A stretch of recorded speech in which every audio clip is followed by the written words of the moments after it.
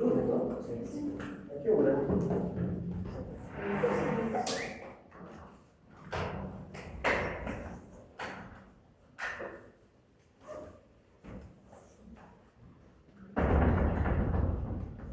Correcto. Puedes empezar. Bueno, esta clase, este nombre ya cambió, ¿no? Era escleroderma, ¿no? Era esclerosis sistémica. Mejor que haya cambiado, ¿de acuerdo? Ahora vamos a ver por qué.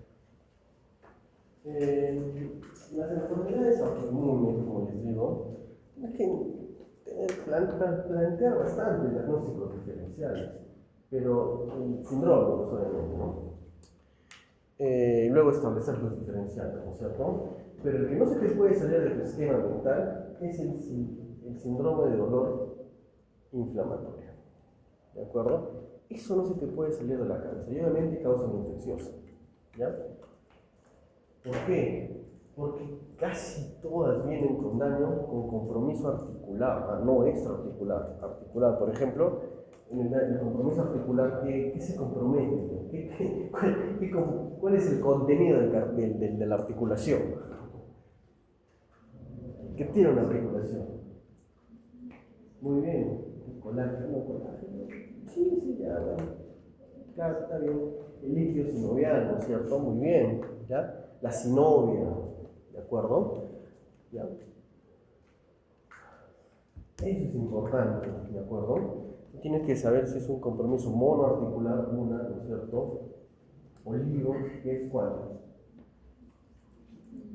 2 a 4, ¿no? Y poli, ¿no es cierto? Que son más de mayor o igual a 5, ¿no es cierto? Esto tienes que tenerlo bien claro, ¿de acuerdo? Porque las enfermedades autoinmunes vienen, pues las pacientes, sobre todo con daño, pues, con dolor inflamatorio articular, y tienes que saber evaluar la articulación, ¿de acuerdo? Para plantear, pues, llegar a clasificarlas, ¿no? Porque recuerda que las enfermedades autoinmunes no se diagnostican, no se clasifican, ¿de acuerdo? Esclerosis sistémica, mujeres, ¿no es cierto? Más que los varones. Mujer joven, ¿no? 30, 50 años, hasta límites de la edad fértil, ¿de acuerdo? Muy bien. Etiopatogenia desconocida. Asociación ambiental, acá en Perú, con lugares de minería ilegal, ¿de acuerdo? ¿Sí? Lugares contaminados, bueno, hay que está contaminada, ¿no? Pero de por sí, más prevalencia en zonas de minería ilegal. Y este es muy común ya, que han tenido infecciones anteriores. ¿A qué?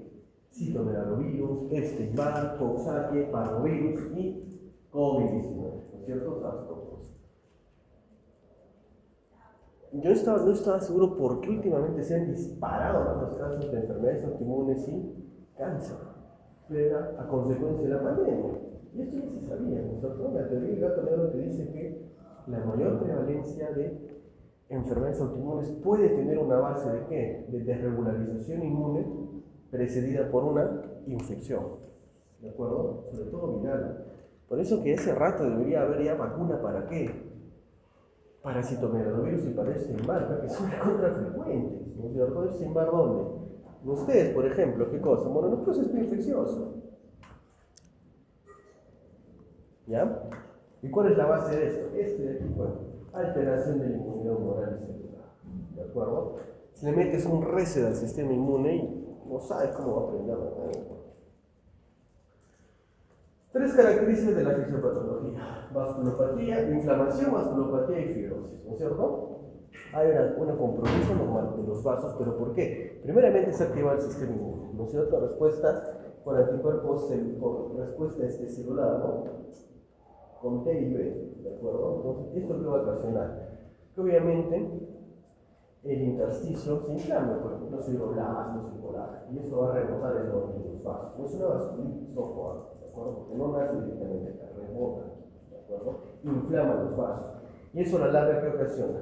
Destrucción o reemplazo o remodelamiento del tejido conectivo. ¿Por qué? Por nuevo depósito de colágeno, es decir, que lleva la fibrosis. Y el compromiso es solo local, no, el compromiso es sistémico. Y los peores escenarios, lo que mata a los pacientes, lo que los define, ¿qué cosa es? El daño inmunitario. ¿De acuerdo? No quiere decir que el daño dérmico, el daño intestinal no sea importante, claro que no, pero lo que determina la mayor incidencia inclusive desde el daño mecánico. ¿No? Muy bien. Como les dije entonces, a mayor inflamación es al inicio, la más progresión vascular, pero la inflamación con el tiempo va disminuyendo. ¿Y por qué? Porque obviamente aumenta la fibrosis. ¿Qué quiere decir? Que como el tejido ya está fibrosado, dañado, ya no hay donde inflamar más. Por eso pacientes ya mayores, ¿qué te estoy diciendo? Por ejemplo, un caso de una paciente que tiene en el hospital, 90 años, con artritis reumatoide, deformación en la articulación, oxígeno dependiente. Le damos que corticoide, no hacemos nada. ¿Ya para qué? Ya no le duele nada al señor. Ya no tiene pues cartílago al cual que expresarse la enfermedad. Usted tiene todas las complicaciones de la R. ¿Por qué? Porque ha llegado a este punto. No quiere decir que no está inflamada, sí lo está, pero la proporción pues es muy evidente, ¿no? Correcto. Entonces, como les digo, tú vas a llegar al diagnóstico acá, pero lo importante es, ¿ya qué te sirve llegar a un diagnóstico cuando una paciente ya está pues comprometida, ya tiene deformación esquemática, ya tiene un esófago de tubo, ya tiene un daño cardíaco, eso oxígeno independiente? No te sirve pues de nada, ya llegaste tarde. Lo que tienes que, como acá, ¿no? Lo que tienes que hacer es el diagnóstico antes, temprano. Sobre todo en zonas de lesión acá, de inflamación, lo cual no es sencillo, ojo, lo cual no es sencillo, pero es donde mejor sobrevida le vas a dar al paciente, o a la paciente en este caso, ¿de acuerdo? Si ya diagnosticas a una paciente con artritis reumatoide, por ejemplo, o con daño en manos, daño en dermis, ya significativo y evidente, es porque ya está, el diagnóstico está, pero la enfermedad ya avanzó mucho. Lo mismo sucede en diabetes. Diagnosticas una diabetes, genial, pero ¿cuánto tiempo ya tuvo esa paciente, esa o ese paciente de diabetes? Se sabe que al menos unos 5 o 7 años antes, ¿cierto? ¿Ya? De acuerdo. La hepatogenia compromete sobre todo la reticular. De acuerdo, y vas a ver que hay un cambio en la misma, por liberación de folículos, glándulas sudoríparas, sebáceas, etc. Va a haber un cambio dinámico muy notorio. Y sobre todo la más rica semiología sistémica la vas a encontrar aquí. ¿De acuerdo? Ya vamos a ver por qué. El compromiso puede ser local, ¿no es cierto? Como en la tipo 1, tipo 2, o difuso, como en la forma 3, ¿no es cierto? ¿Ya? Muy bien. La clasificación, como les dije, puede ser localizada, como lo hemos dicho, y tiene el compromiso sistémico. Por eso esto ya se cambió también. Es decir, esclerodermia. No, tienes un compromiso bien marcado o total, ¿de acuerdo? Y sobre todo con síndrome de sobreposición. ¿Qué quiere decir eso? Que no es raro que encuentres a pacientes con ¿qué? Con esclerosis sistémica más lupus, esclerosis sistémica con miositis, ¿no es cierto? Esclerosis sistémica más enfermedades mixtas del tejido conectivo. ¿Ya? No quiere decir que si la paciente tenga esclerosis sistémica se va a crear todo el curso de esclerosis sistémica. Pueden mirar. Las enfermedades que ustedes pueden mirar. Por ejemplo, ¿qué tenemos de algunos conocidos? Lupus más SAF, Sjögren más colangitis biliar primaria, ¿no es cierto? Artritis reumatoide ¿con qué? Con esclerodermia, por ejemplo. ¿Ya? Una enfermedad autoinmune puede condicionar la aparición de 2 o más, ¿de acuerdo? Y esos son los famosos síndromes overlap, y otros son los que condicionan también, son parte de los de sobreposición, ¿de acuerdo? Mucho cuidado ahí también. Como les digo, el compromiso sistémico, ojo, ¿de acuerdo? El compromiso es variable. Muy bien, por ejemplo, en la afección de piel, entre ambas formas, en la limitada obviamente el comienzo es indolente, se prescribe a dedos, ¿no es cierto?, en zonas de las manos, distales sobre todo, pero en la difusa es más rápido, más agresivo, ¿no? Reinados vas a tener en ambas, por supuesto que sí, ¿de acuerdo? No quiere decir que el reinado es patognomónico de esclerosis sistémica, ojo, lo puedes encontrar en otras enfermedades más, pero acá se encuentra reinado. Y recuerda que el reinado a qué se debe, a una vasoconstricción sostenida, ¿no es cierto?, de la circulación de las manos, ¿ya? Compromiso musculoesquelético, vas a tener artralgia. ¿Y la artralgia qué cosa es? Es la base de qué? Del síndrome de dolor inflamatorio, pues articular. Por eso tienes que exigir o aprender a realizar bien las manos, ¿de acuerdo? A diferenciar un dolor mecánico de un dolor inflamatorio, ¿ya? Sobre todo articular, o diferencial de un extraarticular, por ejemplo. Hay compromiso pulmonar, por supuesto, vas a tener un EPIT, ¿no es cierto? En la forma sistémica va a ser mucho más frecuente, va a ser mucho más agresivo y la prevalencia de la hipertensión pulmonar va a ser mucho mayor, ¿no es cierto? Las crisis renales en las sistémicas pues son letales, ¿no es cierto? En las locales son muy raras. ¿De acuerdo? ¿Por qué? Porque como les dije, lo que termina de definir o complicar mucho mayor a los pacientes pues son los sistemas hemodinámicos. ¿De acuerdo? Vas a encontrar obviamente calcinosis en piel y para el diagnóstico, ¿de acuerdo? Para que tú luego lo clasifiques, tienes que pedir en un panel común. Ana la cabeza y por supuesto un perfil en donde puedas encontrar se prevalece anticuerpos anticentrómeros, ¿no es cierto? Antitopoisomerasa 1, antipolimerasa 3, en la forma difusa. ¿Ya? Muy bien. Entonces, este es el Raynaud. ¿Qué te va a decir la paciente con Raynaud? Que obviamente aparece este cambio en la coloración de la piel cuando se expone al frío, por ejemplo, ¿no? O cuando tiene un estrés emocional. ¿De acuerdo? Es una vasoconstricción de las arterias digitales, por ejemplo. ¿Ya? El Raynaud no quiere decir esclerosis sistémica, ojo, pero sí te indica que tú la usas. La peor complicación del Raynaud, la necrosis pulmonar. ¿De acuerdo? ¿Por qué? Porque la isquemia progresa, que lleva a la lesión, eso que puede llevar a la necrosis pulmonar por una vasoconstricción sistémica. ¿De acuerdo? Esto es lo peor que puede pasar a una paciente. ¿De acuerdo? Las necrosis digitales o mordedura de rata. ¿De acuerdo? Y sí se ha visto. ¿De acuerdo? Sí se ha visto bastante. La afectación cutánea. Recuerda, en el dolor inflamatorio articular, ¿qué te dice la paciente? Que le duelen las manos, ¿no es cierto? ¿Y qué más tiene? Porque el dolor articular mecánico es un dolor localizado, ¿no es cierto? ¿Mejora con qué? Con el reposo, ¿de acuerdo? Puede tener un antecedente que sea una persona que tenga una sobrecarga de movimiento, muy bien, pero en el inflamatorio no, en el reposo no mejora. ¿Qué te dicen las pacientes? Que hay dolor, pero dolor ¿con qué más? Muy bien, con rigidez. Puede ser matutina, ¿de acuerdo? ¿Y qué más tiene aparte de la rigidez? Porque es dolor más rigidez más otros. Esos otros son eritema. ¿Qué más viene a ser? Edemas. ¿Y cómo se presenta? Bilateral, simétrico. ¿Qué quiere decir? Si te duele esta mano, te puede doler este hombro. Si te duele esta mano del lado derecho, te puede doler la rodilla del lado izquierdo. Esa es la valoración de bilateral y simétrico. No necesariamente te duele este dedo de esta mano, tiene que doler este dedo de esta mano. ¿De acuerdo?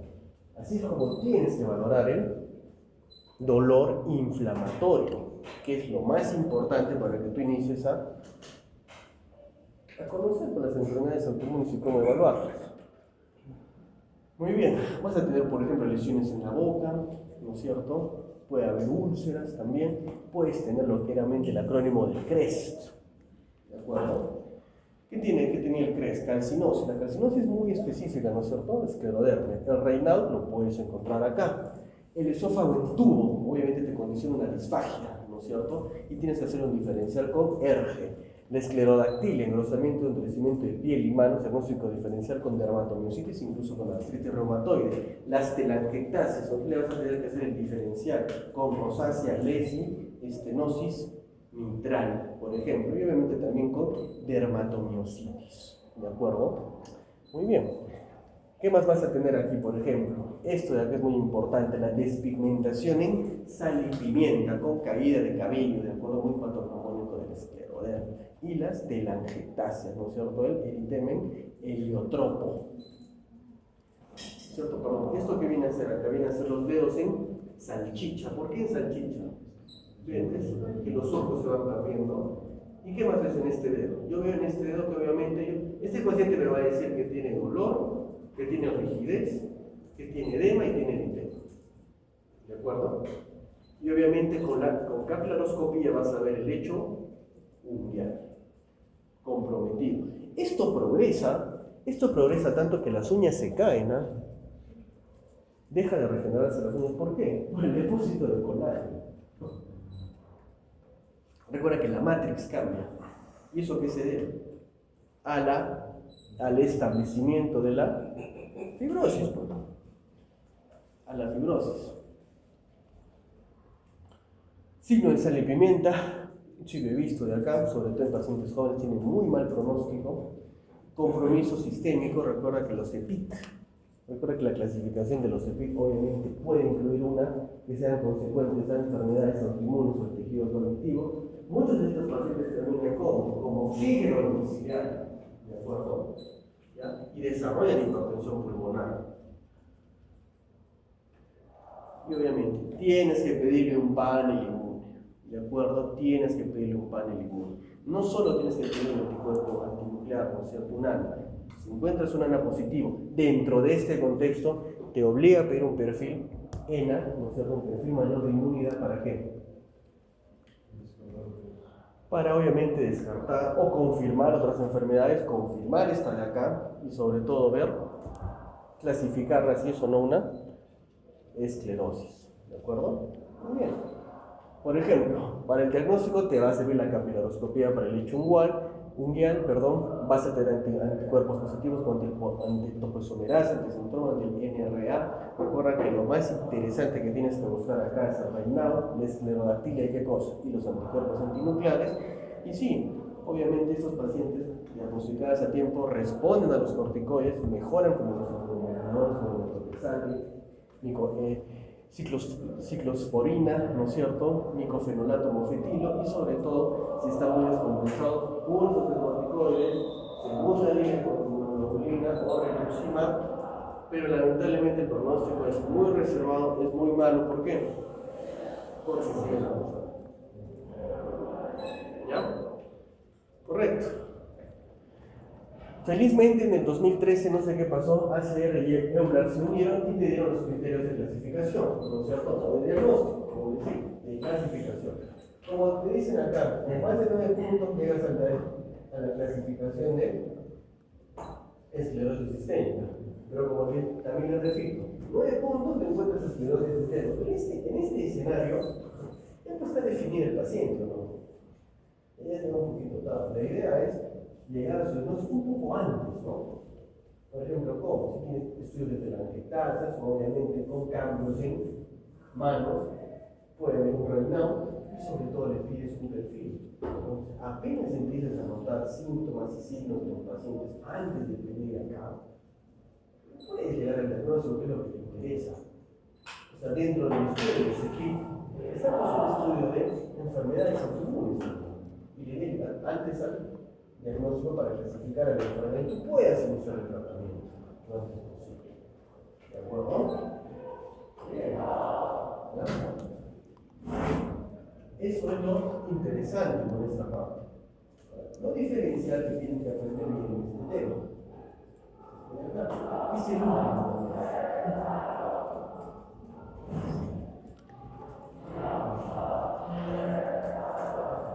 Esto lo hacen los perros. ¿Sí? ¿No te has acordado de eso? Muy bien. ¿Sí? La polimiositis y la dermatomiositis. O está dentro de lo que tienes que aprender de las miopatías inflamatorias, ¿de acuerdo? En la miopatía inflamatoria, ¿qué te va a venir diciendo la paciente? Porque lamentablemente también son más frecuentes en mujeres jóvenes, ¿de acuerdo? ¿Ya? Va a ser una mujer, ¿de acuerdo? Que va a tener una historia de debilidad, ¿de acuerdo? De debilidad progresiva, obviamente a 2 meses, ¿de acuerdo? Posteriormente, esta debilidad va a empeorar. ¿Y qué va a decir? Al inicio te va a decir salud. No puedo o tengo dificultad para subir y bajar grados, porque es una debilidad proximal, sobre todo de músculos grandes. Y creo que todos tenemos cuádriceps, ¿no? Muy bien, perfecto. ¿Ya? Posteriormente esto va a progresar y ¿qué va a decirte la paciente? Ya no puedo pararme de mi cama y me atraganto al comer. ¿Ya? Entonces, ese es un escenario y cuando tú la revises, pues ves que le haces las pruebas de tono, de fuerza muscular, y están bajas. Están alteradas, ¿no es cierto? El Daniels está alterado. Entonces te implica a que tú pienses que puede ser una miopatía inflamatoria. Obviamente, si no obedece a un contexto infeccioso, pues parece un concepto inflamatorio o infeccioso, donde se encuentra este espectro. ¿Ya? Y dentro de este espectro tenemos que estudiar la la dermato y la miopatía por cuerpos de inclusión. ¿De acuerdo? Sobre todo estas dos son las que más tienen que ir conociendo un poquito. ¿Por qué? Por esto de acá. Que la polimiositis, por ejemplo, es en adultos mayores de 18 años, a diferencia de la dermato, que tiene dos extremos. Lamentablemente, es más prevalente la polimiositis y la dermatomiositis en mujeres. Y la miopatía por cuerpos de inclusión es más en varones y se puede asociar a problemas del envejecimiento. ¿De acuerdo? Pertenecen a síndromes de superposición. Hay causa genética, ¿de acuerdo? Y sobre todo obedecen a un entorno que puede ser, ¿qué cosa? Exposición a contaminantes, toxina y antecedentes de infecciones. ¿Por qué? Citomegalovirus, SARS-CoV, no va a descartar incluir también el SARS-CoV, ¿no es cierto? Coxsackie, etcétera, ¿de acuerdo? Por eso les digo, mucho cuidado con la mononucleosis infecciosa, ¿de acuerdo? Diagnóstico diferencial acá también con HTLV, ¿ya? Retrovirus, VIH, ¿no es cierto? Hepatitis B, hepatitis C, más raras las bacterias y sobre todo los parásitos, ¿de acuerdo? Muy bien. Fármacos.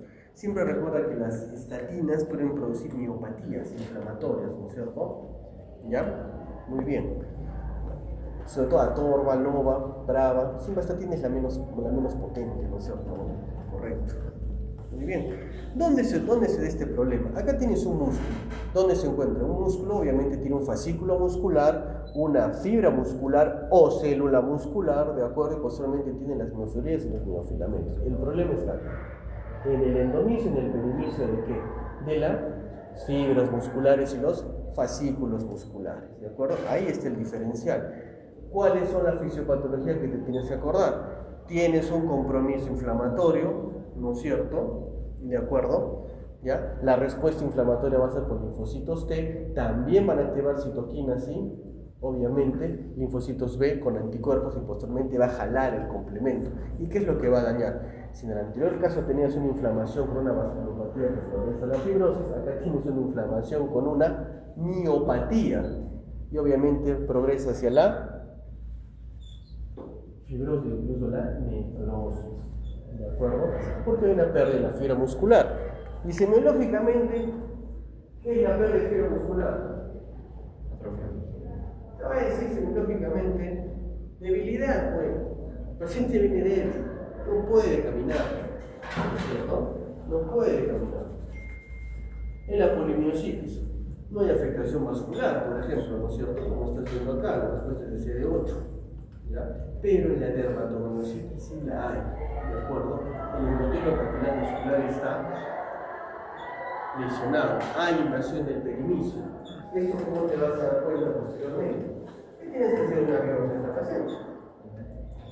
Tienes que biopsiarlo y dentro de tus criterios para confirmar la enfermedad vas a tener que solicitar una biopsia, ¿de acuerdo? Datos histopatológicos, recuerda que para las diferenciales de ambos, la respuesta CD8 es mayor a los en la en la miopatía por cuerpos de inclusión, a diferencia de la dermatomiositis. El compromiso es más perivascular y lesión del endotelio capilar, que no lo vas a encontrar en las otras dos. ¿De acuerdo? Sí necesaria una biopsia posteriormente de cuadros. ¿De acuerdo? Tus características a reconocer clínicamente son estas de acá.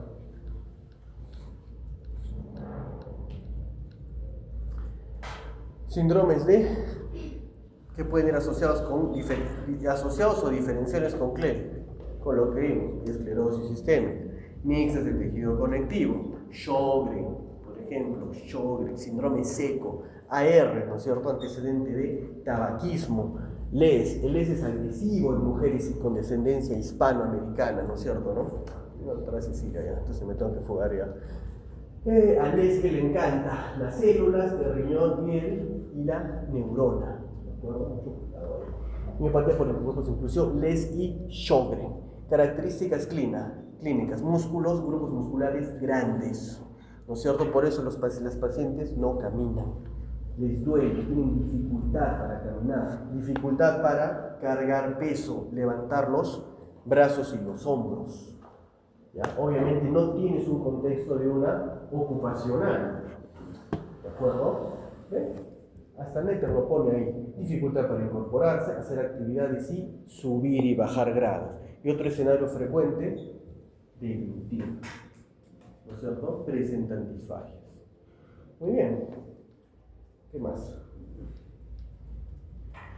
Clínicamente, válvulas de Cotro, yo no las he visto, ¿de acuerdo? Pero esta especificidad es muy alta, ¿no es cierto? En las válvulas de Cotro. Si te das cuenta, siempre tienes que revisar las manos y buscar aparte de esta lesión el tema, ¿no es cierto? Rash en el heliotropo, diagnóstico diferencial con rosácea, lupus, ¿no es cierto? Esclerosis sistémica, ¿ya? Otra, estenosis mitral, ¿ya?